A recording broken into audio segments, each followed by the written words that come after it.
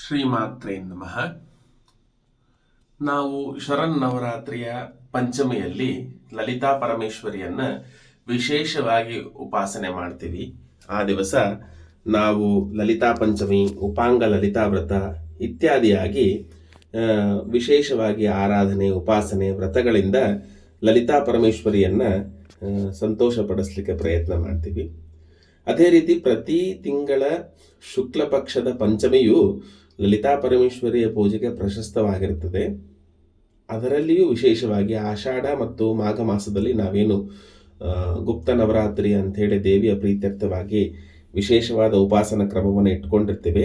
ಆ ದಿನಗಳಲ್ಲಿ ನಾವು ಲಲಿತಾ ಪರಮೇಶ್ವರಿಯ ಪ್ರೀತ್ಯರ್ಥವಾಗಿ ವಿಶೇಷವಾದಂಥ ಪೂಜೆ, ಹೋಮ ಅಥವಾ ಲಲಿತಾ ಸಹಸ್ರನಾಮ ಪಾರಾಯಣ ಇತ್ಯಾದಿಯನ್ನು ಮಾಡೋದರಿಂದ ಪರಮೇಶ್ವರಿಯು ಪ್ರೀತಳಾಗ್ತಾಳೆ ಅಂಥೇಳಿ ನಂಬಿಕೆ.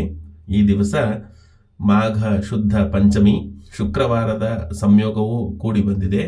ಲಲಿತಾ ಪರಮೇಶ್ವರಿಯ ಪೂಜೆಗೆ ಅತ್ಯಂತ ಪ್ರಶಸ್ತವಾದ ದಿವಸ. ಶ್ಯಾಮಲಾ ನವರಾತ್ರಿಯ 5ನೇ ದಿವಸ ಅಂದರೆ ಭಗವತಿಯ ಮಂತ್ರಿಣಿಯಾಗಿರುವಂತಹ ಶ್ಯಾಮಲಾ ದೇವಿಯ ನವರಾತ್ರಿಯ 5ನೇ ದಿನ ನಾವು ಲಲಿತೆಯ ಪ್ರೀತ್ಯರ್ಥವಾಗಿ ಒಂದು ಸ್ತೋತ್ರವನ್ನು ಪಾರಾಯಣ ಮಾಡೋಣ. ಲಲಿತಾ ಪ್ರಾತಸ್ತವ ಅಂತನೂ ಕರೀತಾರೆ, ಅಥವಾ ಲಲಿತಾ ಪಂಚರತ್ನ ಸ್ತೋತ್ರ ಅಂತನೂ ಈ ಸ್ತೋತ್ರವನ್ನು ಕರೀತಾರೆ.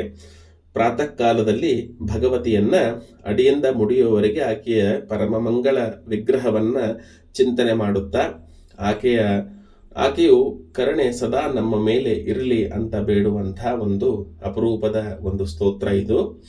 ಇದರಲ್ಲಿ ಕೊನೆಯಲ್ಲಿ ಫಲಶ್ರುತಿಯ ರೂಪದಲ್ಲಿ ಒಂದು ಮಾತು ಬರ್ತದೆ, ಲಲಿತಾ ಝಟತಿ ಪ್ರಸನ್ನ ಅಂತಂದ್ರೆ ಈ ಒಂದು ಸ್ತೋತ್ರವನ್ನು ನಾವು ಹೇಳಿಕೊಂಡ ಮಾತ್ರದಿಂದ ತಕ್ಷಣದಲ್ಲಿ ಲಲಿತೆಯು ಪ್ರೀತಳಾಗ್ತಾಳೆ ಅಂಥೇಳಿ ನಂಬಿಕೆ ಇದೆ.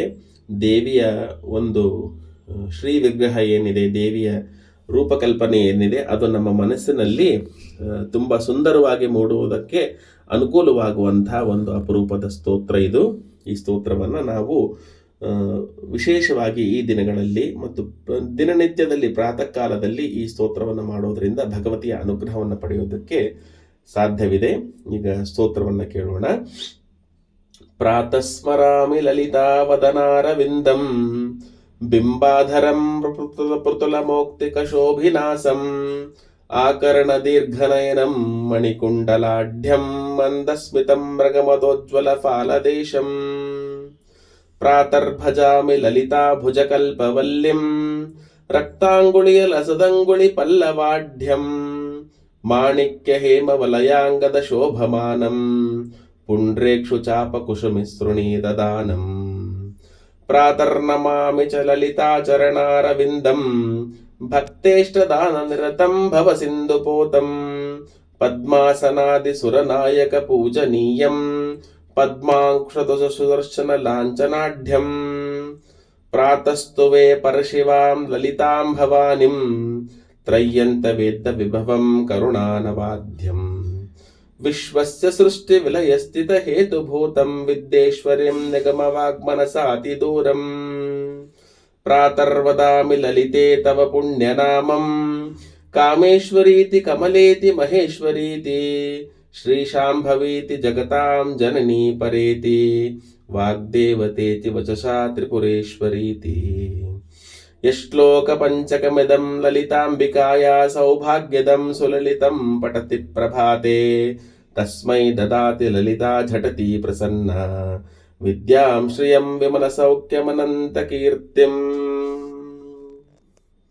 ಈ ರೀತಿಯಾಗಿ ಆಕೆ ಕಸ್ತೂರಿ, ಗಂಧ, ಕುಂಕುಮಾದಿಗಳಿಂದ ಶೋಭಿತವಾದಂಥ ಫಾಲಪ್ರದೇಶವನ್ನ, ವಿವಿಧ ಬಳೆಗಳಿಂದ ಅಲಂಕೃತವಾದಂಥ ಕೈಗಳನ್ನ, ವಿವಿಧ ಆಯುಧಗಳನ್ನು ಧರಿಸಿರುವಂಥ ಕೈಗಳಿಂದ, ಪದ್ಮಾಸನ ಇತ್ಯಾದಿ ಸುರನಾಯಕರಿಂದ ಪೂಜಿತವಾದ ಪಾದಪದ್ಮಗಳನ್ನು ನಾವು ಚಿಂತನೆ ಮಾಡುತ್ತಾ ಆ ಭಗವತಿಯ ಸಂಪೂರ್ಣ ಅನುಗ್ರಹ ನಮ್ಮ ಮೇಲಿರಲಿ ಅಂತ ಕೇಳ್ಕೊಳ್ತೀವಿ. ಇದರಿಂದ ನಮಗೆ ಸೌಭಾಗ್ಯ ಮತ್ತು ವಿದ್ಯೆ, ಶ್ರೇಯ ಅಂದರೆ ಸಂಪತ್ತು, ವಿಮಲ ಸೌಖ್ಯ ಮತ್ತು ಅನಂತ ಕೀರ್ತಿಗಳನ್ನು ಪ್ರಸಾದಿಸ್ತಾಳೆ ಅಂತ ನಂಬಿಕೆ ಇದೆ.